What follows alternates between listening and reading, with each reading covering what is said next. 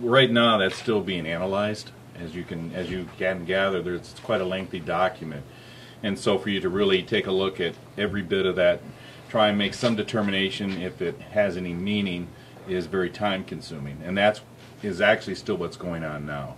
We're addressing this issue because obviously it appears that copies of it are surfacing around.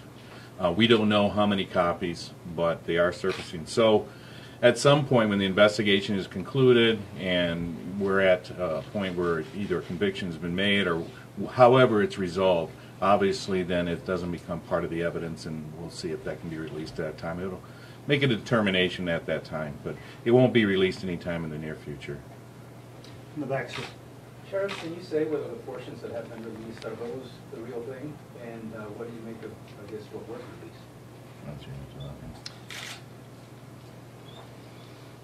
We haven't taken the time to look at what has been released and compare it to the document that we have.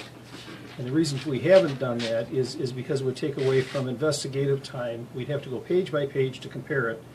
And we don't want to take away from our investigations for that duty. We've got our people tasked. They're out working on leads today. We're well over 700 clues and leads that we need to run on. So we've not verified that, but we stand ready to answer any questions on the document that has been released to you folks. And so, as you're going over the manifesto, any mention of schools, what's your view on the threat that was towards schools in the beginning? Yeah, I'm glad you brought that up, because this whole incident started with school safety concerns. I'm going to take you back to last Thursday morning early. A citizen approached a Janesville police officer and said that he had information about Mr. Jakubowski and the fact that he was involved in this burglary. And as the officers interviewed him, he said, I don't know what his plan is, and he made some mention of schools. Nothing specific, no specific school, no specific threat, but there was a mention of schools. Later that same morning, at about 7:13 a.m., there was a report of a citizen drove up in a car, picked up a long gun or a rifle from the terrace area of Lincoln Lincoln Elementary School. So when you bundle those two facts together, we have talk about something bad that could happen at a school, and then we get another call for service that there is a rifle at a school. That was very concerning to the sheriff and myself, and that set into motion the contacts that we had with the schools and the soft lockdown. Now flash forward to today. We've been able to work the case of the rifle that was located on the terrace of Lincoln School. We've made an arrest on the person that had dropped that gun off and picked it up, and it appears, strongly appears, that it has nothing to do with the Jakubowski investigation. It was a separate theft and a separate incident that just happened to occur or present itself on the same day that we were working on the burglary and the guns with Mr. Jakubowski. So while this all started with a school perspective and a school concern, that has been reduced significantly, because when we look at the documents written by Mr. Jakubowski, there is little indication of schools in it. And I hope that this information gives some comfort to our communities. It certainly will give some comfort to our schools, because these appear to be two separate incidents that unfortunately happened on the same day. Sheriff, you mentioned copies that are apparently circulating in reference to writings by Jakubowski. Do you believe Jakubowski or anyone working with him is disseminating this information in this back channel way? We have no knowledge that he's doing it or who's doing it. Obviously someone is. Obviously with the amount of media attention, if you have a copy of this or if you were given a copy of this, I'm certain that the temptation to either notify the media or to create copies yourself is possibly out there. But do you think he widely distributed the manifesto or similar writings before he took off? We believe that he did put some forth out there. We know he made copies, obviously because we received one from a citizen that came forward. We just don't know the exact number of how many he created before he sent the original one, which is what he did send. The original one did go to the White House. Baxter. Ed, are you continuing to stay in contact with the individual who recorded the video of Jakubowski at the post office? And do you have any reason to believe that there is an associate in Janesville or in Rock County who's continuing to provide assistance, whether it's safe harbor or any other type of aid? Oh, okay. Yeah, yeah, we continue to contact and interview all persons that are involved in this case. The person that videotaped that matter is one of those individuals. They continue to be interviewed by all of our detectives. With respect to your question, if he's in the area, has accomplices here, we don't know that, and we still do not know his location. We don't know if he's in the southern Wisconsin area or other places far, far away. Just on that, I was wondering when it comes to the tips, how far afield are they coming in from? Are they coming from out of county, out of state? And is there any way of putting a sense of what proportion of them are alleged sightings? Well, I would say that the majority of them are coming locally and we're getting some from throughout the state of Wisconsin. That's not to say that we haven't received some from outside of the country or outside of the state as well. I know that we've gotten some from as far away as Texas, as far away as Oklahoma.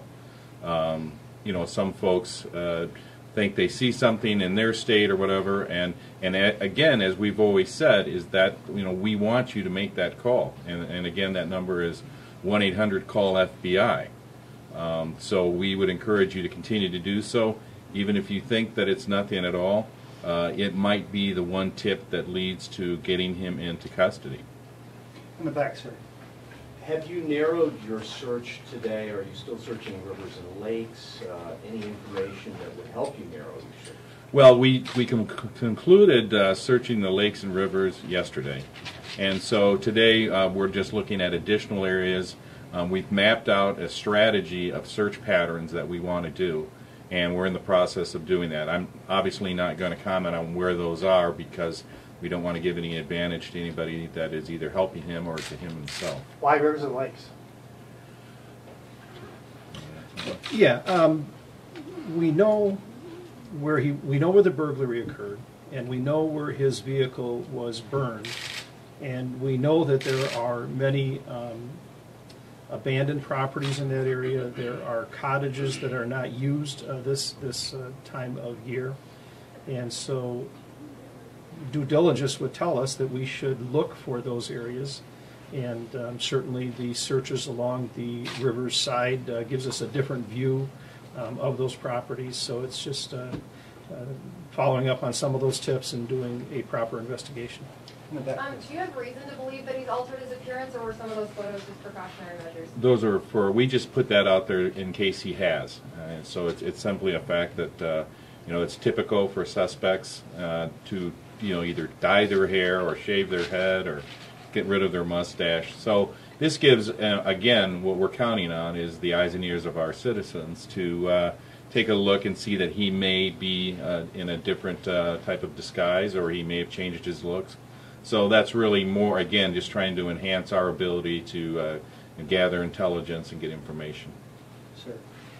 What is the latest about anything that you've gathered from talking to friends, associates, family about what might have changed or what might have led to this in the last several weeks or months, given that, it's my understanding, he wasn't really on the radar for this type of action? You know, the FBI has looked at this closely, particularly with their behavioral analysis unit, and we all understand that typically there is a triggering event that causes this change in ideology, the anti-government view and the anti-religion view. But to date, we've not found that triggering event, nor may we ever. What may not be a triggering event for the two of us could be a triggering event for Mr. Jakubowski. In terms of the manifesto, you referenced ruling out the whole aspect of schools and school safety. What about that document still gives you concern in terms of him being a dangerous individual? Well, I think if you look overall at the document, there is a great deal of anger towards government, towards society as a whole, towards what he believes is an unfairness towards the masses. He speaks of the police being used to keep average citizens enslaved. He uses the word slave quite a bit. He feels that the politicians and those in power have abused their power, and that the religion as a whole is bad and is used to gain financial gain, and to again keep people enslaved, to alter their thinking. So when you look at that document, and then you take a look at the fact that the day that, or thereabouts, he breaks into a gun store and steals a great deal of weapons, rifles, handguns, and 18 to be exact, and he takes those guns and then burns his vehicle, which we know was pretty much his pride and joy. That is concerning.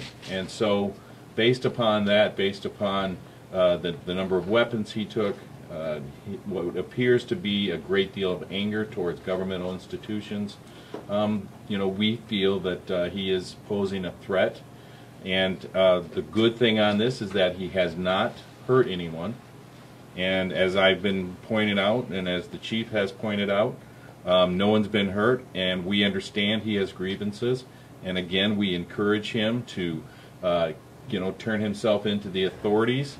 We are more than willing to discuss what those grievances are, but he has to do the right thing and come forward. We don't want people to get hurt, and we don't want him to get hurt. So can I follow up really quickly? So you said he hasn't hurt anyone yet. Is there a point in time when you all might not go about this as aggressively as you are? That will be a decision that we'll make in the future, but right now we're focused on today. We're focused on what we're going to do today. We're planning on what our strategy will be tomorrow. But that is obviously something that will be discussed in the future. My hope is that today he'll walk into a police agency, either ours or Janesville's or wherever he is, and turn himself in, and we can let our community know that it's safe, and let our citizens know that they're safe. Have any of the 18 guns taken in the burglary surfaced for sale or in any other way? None of the weapons have surfaced. Is it a concern that it seems that this manifesto was distributed before, that Tuesday gun shop robbery, that people may have known what was coming? Well, I think the fact is that you may have people who received it, and because it's so long, maybe didn't take the time to read it, or started reading it, and then when you start reading it, sometimes be candidly speaking, it rambles on, and it doesn't make a lot of sense. So I think that somebody who really doesn't know him or doesn't appreciate what his intentions are may have just thrown it out. I was just wondering, going back to his anti-religion stance, are you going to take extra security measures around churches and places like that over Easter weekend? Yeah, if this goes on into the holiday weekend, we will have extra patrols at the churches in Rock County. We've already have that staffing set up for throughout Rock County and Janesville. Those patrols will be there. The Janesville Gazette reports that relatives say he spent his last amount of money to buy a bulletproof vest and a helmet, and that he had even applied for food stamps unsuccessfully. Has that in part led you to any sort of a conclusion that there must be accomplices to allow him to remain at large? Well, we can't rule that out. I mean, we're obviously that's a possibility, but right now we just don't have the information or the evidence of anybody that's assisting him. We know that he has, had relationships with people locally. We know that he purchased these, this helmet and this vest. But beyond that, we don't really have any definitive information that someone is helping him. Obviously, if they are, they're putting themselves at risk, and obviously they will be facing, investigation from us and from federal authorities. With the anti-religious sentiment that's been surfaced in the manifesto, is there any indication that he will come back up on Sunday? Is this any sort of indication in the investigation going forward that this is when he wants to make his last stand, if you will? That's an important point. While he has these anti-religious feelings, there is no threat, no specific threat, no threat of violence, no specific threat of any type of religion, no specific threat of any location, but we know that he has this general distrust and dislike of religion, which is concerning to us. So when, as we lead our law enforcement agencies and we're responsible for our citizens, it's appropriate for us to have the proper patrols out there for that Sunday, but there's no specific threat. Is he being considered an anarchist at this point? Well, an anarchist, in its simplest form, suggests that a person wishes to be free of government, and in those writings I would draw that conclusion, yes. In the manifesto, he made reference to wanting to go out on live TV. Is there any other mention of media in that manifesto? No, not really. I mean, I think he talks about at the end of the document, he makes some statements, but there's really nothing that is talking about the media too much. I mean, basically, again, it goes back to his grievances of those he feels that are being oppressed and those who are having their thoughts altered because of religion and because the government oppresses them. Yeah. Which question to ask? School officials, have you talked to them? Are you talking to them? Will you talk to them and tell them they can breathe easier now? Certainly they're tracking these press conferences. We will be reaching out to the school districts and share the updated information that we have. With respect to the person that was arrested for the gun at Lincoln School, that just occurred last night and into today, so that's fairly new information that we are now able to share. Chief Moore, just as a follow-up to that, as much as you say it's not connected to Jakubowski, it's still concerning. Can you give us any sense as to why someone would have been at an elementary school with a long gun? Again, it's a fairly new break in our case. My inclination is that he, as illogical as this sounds, it sounds like he just threw it in these bushes to get it away from himself and was leaving it there. It doesn't make sense, but we do not have any indication that he intended harm to anyone with these guns, and it was just a theft. The people that had the manifesto prior to this becoming such a big thing, what type of affiliation did they have with Jakubowski in terms of, was it a larger group or association? Were they relatives? Were they a very loose association of friends? The one person that we know had this document who then gave it to the sheriff's office was a social acquaintance of him. We believe that there are other copies out there based upon some of our interviews. Again, we don't know the number. We don't know who has them.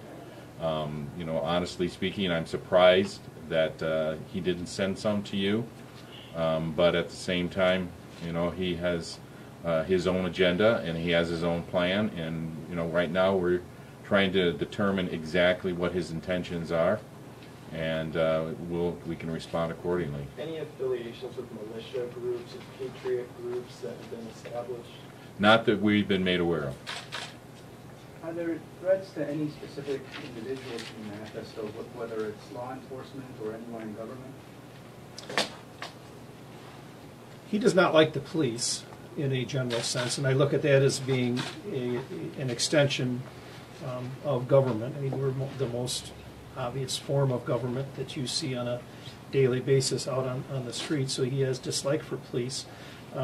He has concerns with President Trump. I mean, it was mailed to President Trump, although there was not a specific threat to President Trump. But beyond that, there's nobody named in the document. Pictures of his tattoos, you all released those this week. Any significance in regards to those? We're still taking a look at those and doing some analysis on them, and we haven't made a determination what, if anything, they stand for. We have spoken with individuals, and we do believe that some of those he may have created himself. We're not. Yeah, he may have done himself, but that's something we haven't confirmed. So Beyond that, we haven't gained any intelligence yet. That's something also that we're analyzing and trying to make sure that it doesn't associate itself with any type of group or any type of organization. Has there been any clues at all that in his preparation for this that he gained some survivalist abilities or anything like that, or? He was researching some survivalist tactics. He has some survivalist equipment, but to say he is a survivalist, I don't think we are in that category. Last night, you said that the boy tattoo was no longer relevant. How were you able to determine that he no longer has that or has somehow changed that tattoo? And will you be able to release details as to what that tattoo now is on his arm? Yeah, I'm. You've got me at a loss on that one. I'm trying to recall that, but I can tell you that I think what it was that we were trying to make a determination on what that letter actually was, and we haven't been able to do that. So was it because one of the letters was because it wasn't done very well? It was hard to determine what that letter actually was. We received information earlier this week that a neighbor who once lived by him nearly 10 years ago described him as driving a Dodge SUV that seems to be the vehicle that he burnt out. Have you developed a profile if there's a certain type of vehicle that he favors and that you might be trying to narrow in on? Well, he was fond of that vehicle, and we all tend to be creatures of habit. So I suppose if you want to say if there's a vehicle of preference, it would be something like what he had. Do you know if he's contacted any of his acquaintances since the burglary happened? Not to our knowledge, and obviously we're monitoring them. Thus far, they have all been very cooperative with law enforcement, and we, on a regular basis, have conversations with them. Now, whether or not they're being truthful with us, we would hope they would, because there's serious consequences if you are not. But we are being told that he has not made contact with them at all. You talked about security for churches, houses of worship. What about government buildings? I mean, government is a big issue with him. What about government buildings and government officials? Well, if you read this document and if you consider where it was mailed, and there seems to be a larger federal concern when you talk about making systemic change and revolution, that seems to indicate that it's something larger than a local issue. And so that's why we've shared it with all of our partners, U.S. Capitol Police, Secret Service, and those types. I mean, this was not mailed to the Rock County Courthouse, and it wasn't mailed to City Hall. It went to Washington. And so with that, we don't know what his focus with government is. Certainly we have shared safety concerns with all government offices in the Rock County area. I would trust that with our continued message of anti-government rhetoric, that our law enforcement partners throughout Wisconsin and throughout the nation will also be aware of this and have his photo posted, be aware of your surroundings. Call us when you see something suspicious. But as far as any lockdown of government facilities, I'm not aware of any. The only thing I would add is that we have a increased presence at the courthouse with our deputy sheriffs, and we also have a deputy sheriffs that have been monitoring UROC, the local college, as well as Blackhawk Technical College, and that was at the request of both of those institutions. Were there any contacts with any sort of mental health systems or professionals that he had at any time in the last few years leading up to this? No, not that we've been made aware of. It's obvious that he obviously did go through some type of change, but unfortunately we don't have that. So no, we're not made aware of that. Excuse me. Like 2 more questions. And then, you've obviously profiled him. Do you think he's of the lone wolf kind of person that acts on his own, is just doing this, internally and not with a lot of encouragement or association? I can give you the answer to that when we solve this case. You said that he has some survivalist equipment. Do you know if he has any of that with him, or did he leave that at home at his sister's house or in his burned out car? We don't know if he has it with him now or not.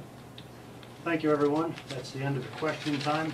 Chief Moore, do you have any final statements you wanted to make? I hope that you understand the uniqueness of this case. Many times with mass casualty events, we have the mass casualty event first. People are harmed, people are killed, and then it is after that that we have this lengthy investigation to see what led up to it. And oftentimes we find that there was indications going into that mass casualty event that could have been caught. This is different. We had some clues going into this, and that is what we're investigating in hopes of stopping what could be a mass casualty event. So with that, we urge Mr. Jakubowski to turn himself in. Go to a friend, a family member, somebody that he trusts, and call the police and turn himself in. No one has been harmed yet, and we think that that is a great opportunity for him and his family to bring closure to this and to do the right thing. Sure. Well, as we know, we do have the religious holidays are going to be starting tomorrow, Good Friday, and then we have Easter on Sunday. And again, I want to encourage all of our citizens to, obviously be cautious, but go and worship as you normally do. Go to your churches, go be with your families. Be aware that the Sheriff's Office and the Janesville Police Department, as I'm sure many municipalities across the state, are going to be at a heightened level, and we are going to ensure that people can worship, and they can do so in a peaceful manner, and they can do so safely. So for those of you who are contemplating not going to church, I would tell you to make your decision based on your own personal needs, but know that the Sheriff's Office and the police departments across the state are going to do everything they can to ensure that we have a safe and peaceful holiday weekend. And then finally, I would just like to echo what the chief said, and that is that, again, no one has been hurt. Sometimes we make a mistake, and those mistakes we can correct, we can work through.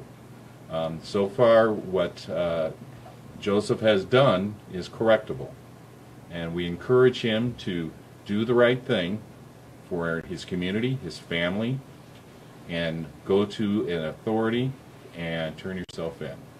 Thank you. Thank you, everyone. That concludes this